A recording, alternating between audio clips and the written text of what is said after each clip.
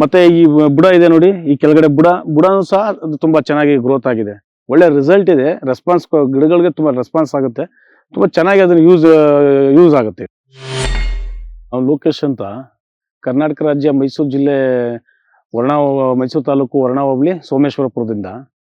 ನಾವು ಹೀಗೆ ಫೇಸ್ಬುಕ್ಕಲ್ಲಿ ನೋಡಿದ್ದು ಇದನ್ನ, APKS ಆರ್ಗ್ಯಾನಿಕ್ಸ್ ಇದನ್ನ ನಾವು ಫೇಸ್ಬುಕ್ಕಲ್ಲಿ ನೋಡಿ ಇದನ್ನ ಯೂಸ್ ಮಾಡಿದ್ದೀನಿ. ಇದನ್ನ ನಾನು ಕೋಕೋಮ್ಯಾಕ್ಸ್ ಇದನ್ನ ತೆಂಗಿನ ಗಿಡಕ್ಕೆ ಅಂತಾನೆ ವಿಶೇಷವಾಗಿ ಇದನ್ನ ಯೂಸ್ ಮಾಡಿದೀವಿ. ಇದನ್ನ 3 ಡೋಸೇಜ್ ಕೊಟ್ಟಿದ್ದೀವಿ. ನಮ್ಮ ಗಿಡಗಳು ತುಂಬಾ ಚೆನ್ನಾಗಿ ಬಂದಿದ್ದಾವೆ, ತುಂಬಾ ಚೆನ್ನಾಗಿದ್ದಾವೆ.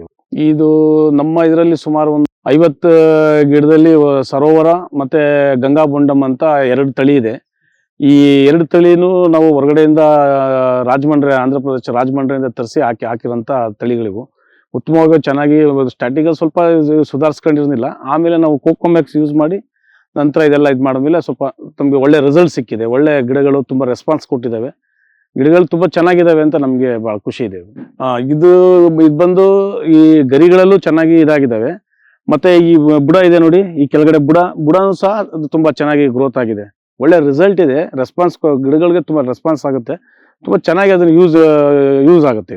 ನಾವು ಕೋಕೋಮ್ಯಾಕ್ಸ್ ಇದನ್ನ ತರಿಸಿ ಪ್ರತಿ ಗಿಡಕ್ಕೆ ನಾವು 100 ml ಅಂತ ಕೊಟ್ಟಿದ್ದೀವಿ. ಇದನ್ನ 3 ತಿಂಗಳು 30 ದಿನಕ್ಕೊಂದ್ಸರಿ 3 ತಿಂಗಳು ಕೊಟ್ಟಿದ್ದೀವಿ.